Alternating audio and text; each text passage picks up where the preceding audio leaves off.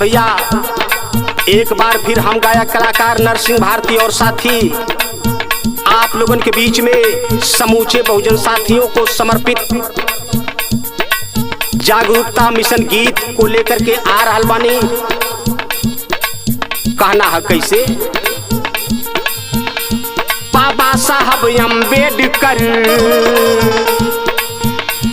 बाबा साहब अम्बेडकर का चर्चा होले घर घर। बाबा साहब अम्बेडकर चर्चा होले घर घर। बाबा साहब अम्बेडकर का चर्चा होले घर घर। बाबा साहब अम्बेडकर, अरे बाबा साहब अम्बेडकर का चर्चा होले घर घर। बाबा साहब अम्बेडकर चर्चा होले घर घर। बाबा साहब अम्बेडकर का चर्चा होले घर घर। बाबा साहब अम्बेडकर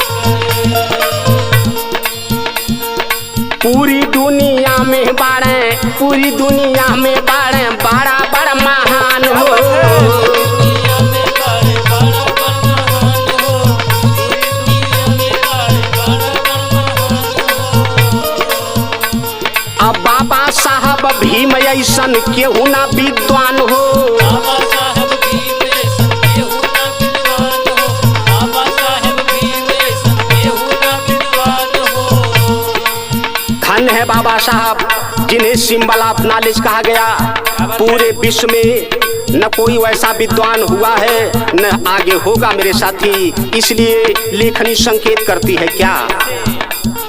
सब ही कहेला बाटे, सब ही कहेला बाटे साहब एक नंबर। बाबा साहब अम्बेडकर का चर्चा होले घर घर। बाबा साहब अम्बेडकर का चर्चा होले घर घर। बाबा साहब अम्बेडकर का चर्चा होले घर घर। बाबा साहब अम्बेडकर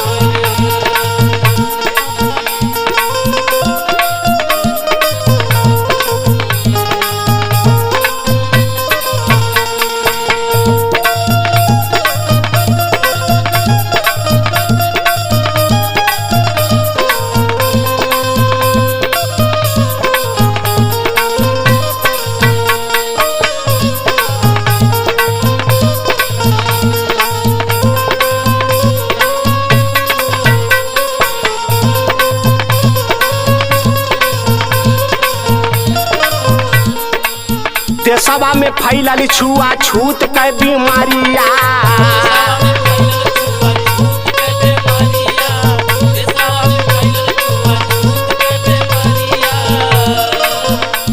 आ जुल्म जातिवाद बढ़ल रहल तेही घरिया।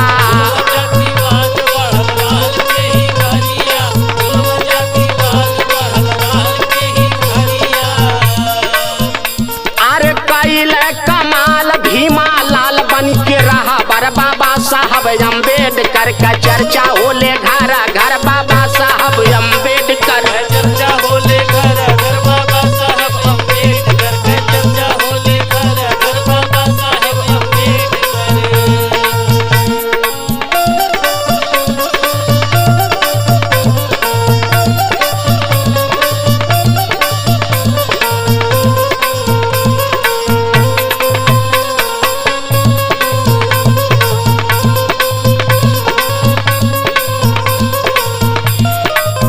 यह नाते बतावल गई।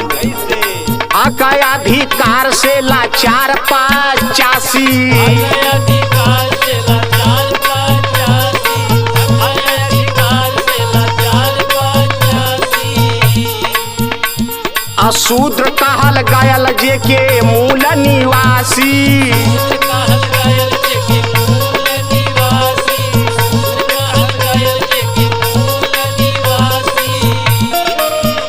अरे कैले परिवर्तन दे के संविधान सुंदर। बाबा साहब अम्बेडकर के चर्चा होले घर घर। बाबा साहब अम्बेडकर चर्चा होले घर घर। बाबा साहब अम्बेडकर का चर्चा होले घर घर। बाबा साहब अम्बेडकर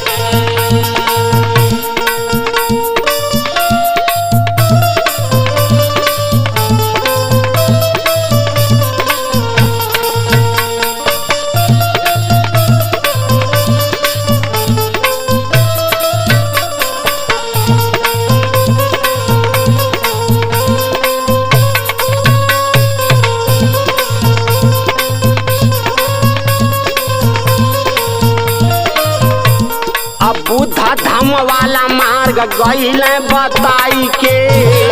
वाला मर गईल बताई के, बुढ़वा वाला मर गईल बताई के।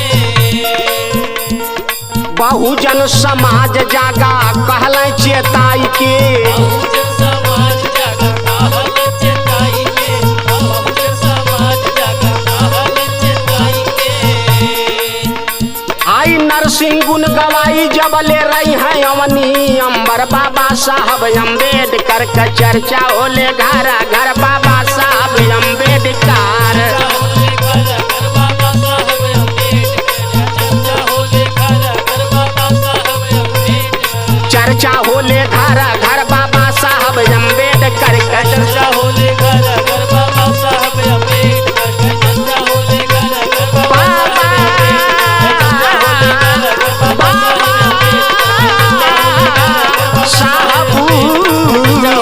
का चर्चा हो